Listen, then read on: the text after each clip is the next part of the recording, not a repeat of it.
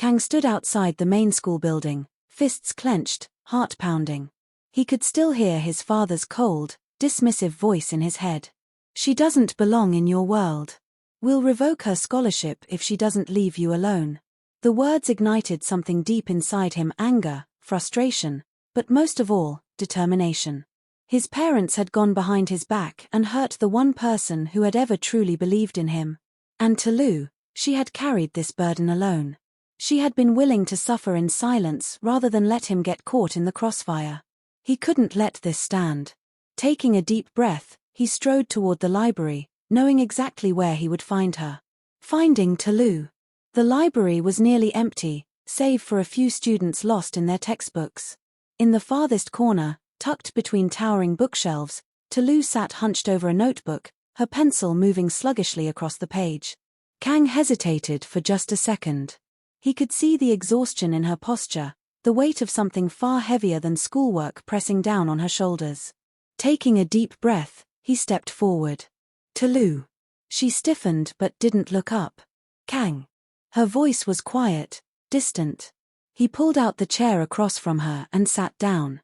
Why didn't you tell me? At this, she finally looked at him. Her dark brown eyes, usually filled with warmth, now held something else: guilt, sadness, and a touch of fear.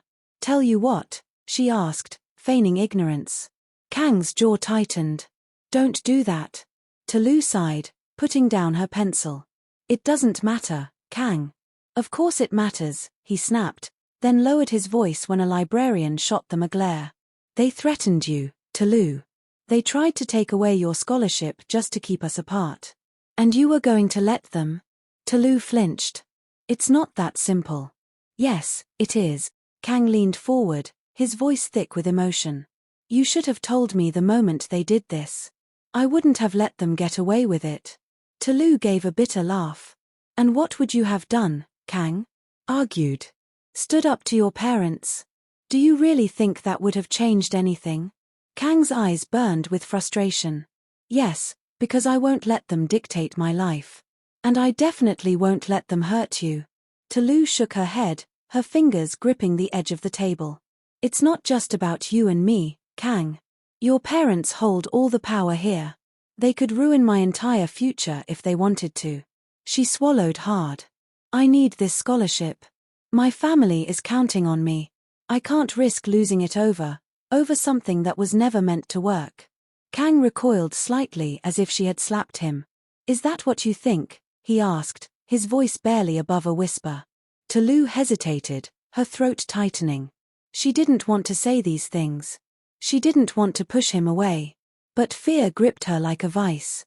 She had spent years fighting for her dreams, and now, in one cruel move, his family had shown her just how easily they could take everything away. I don't know what to think anymore, she admitted. All I know is that your parents made it very clear they will never accept me. And if they decide to follow through with their threat, I lose everything. Kang's hands curled into fists on the table. His heart ached at the pain in her voice. He had always known his family was strict, traditional, and ruthless in protecting their legacy, but he never imagined they would go this far. They won't take anything from you, he said with quiet intensity. I won't let them. Lou sighed, shaking her head. Kang, this isn't something you can fix just by wanting to. Kang exhaled sharply, running a hand through his hair. You're right.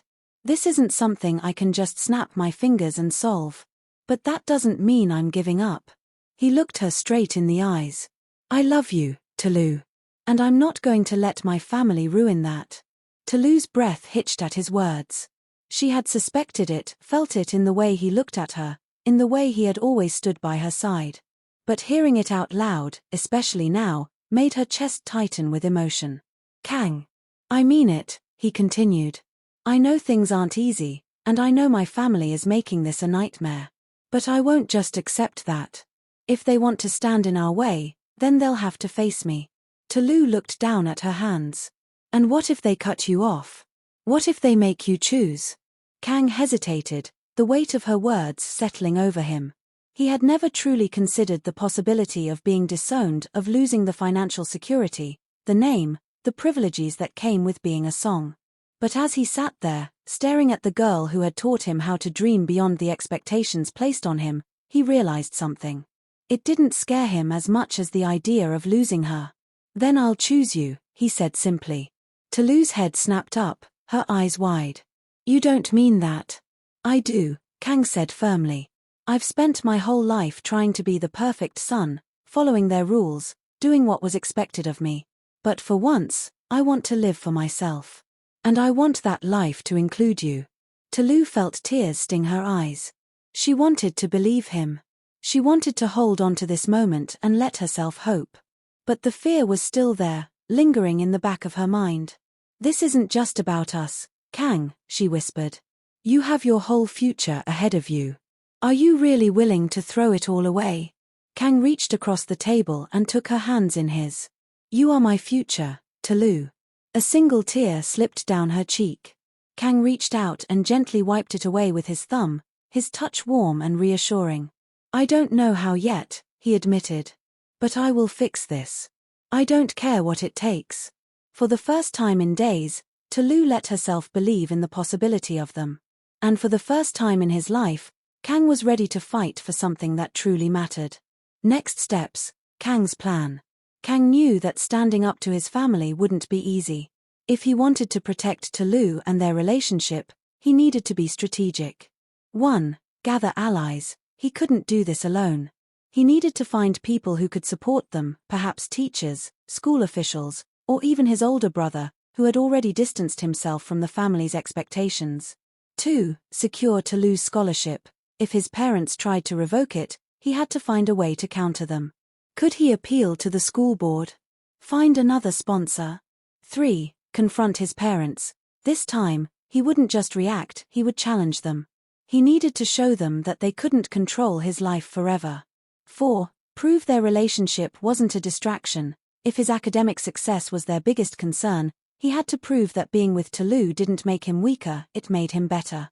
5. Protect Talu's dreams. No matter what, he would make sure she got the education she deserved, even if it meant sacrificing his own privileges. Kang was done being the obedient son. It was time to take control of his own fate. And no matter what happened, he would not let Talu fight this battle alone.